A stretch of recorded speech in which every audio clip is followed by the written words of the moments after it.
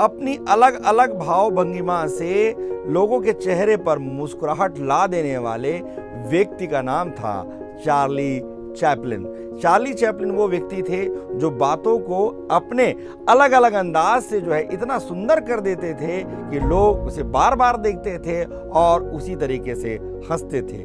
बेताज बादशाह थे कॉमेडी के वो, इसीलिए हिंदुस्तान की फिल्मों में भी उनका प्रभाव देखने को मिला। राज कपूर की फिल्में आप देखे होंगे, बाद में अक्षय कुमार, श्रीदेवी, कई जगह आपको उनकी छाप जो है जरूर नजर आई होगी। और वैसे ही विश्व की कई फिल्मों में भी उनके जाने के बाद भी उनका प्रभाव देखने को मिला।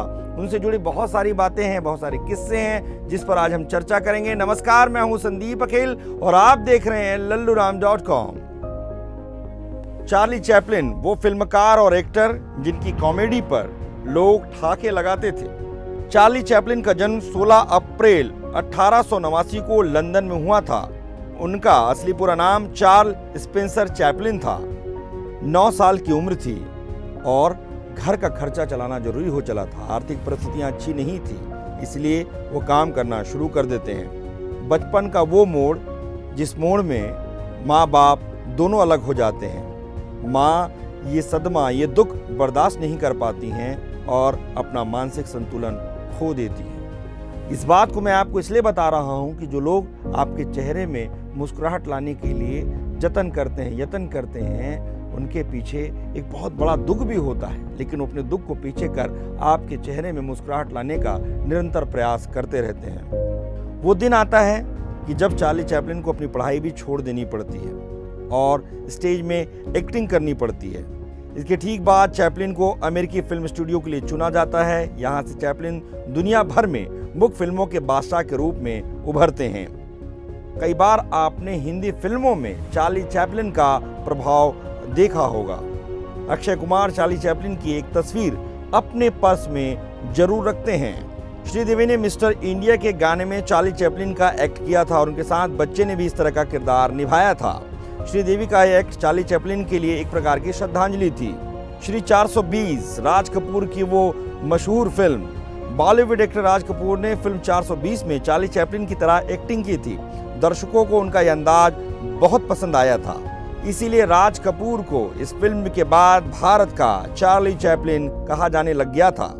राज कपूर चार्ली चैपलिन के बहुत बड़े प्रशंसक थे और उनके अभिनय में उनका प्रभाव दिखता था। जिस तरीके से वो अपने चेहरे को बनाते थे, जिस मासूमियत से अपनी बात को रखते थे, उसमें चार्ली चैपलिन का बहुत प्रभाव देखने को मिलता था।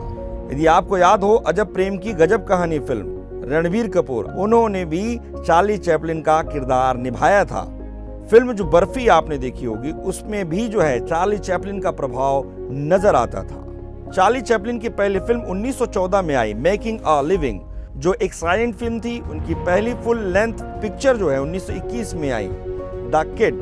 चार्ली ने अपने जीवन में दोनों वर्ल्ड वॉर देखे थे और वही समय था जब लोग युद्ध कर रहे थे और चार्ली लोगों के चेहरे में उस निराशा के दौर में भी चेहरे में मुस्कुराहट लाने का प्रयास करते थे। वो एक दौर था जब पूरे विश्व में अशांति का वातावरण था। 1940 में आई उनकी फिल्म द ग्रेटर डिक्टेटर काफी विवादों में रही थी।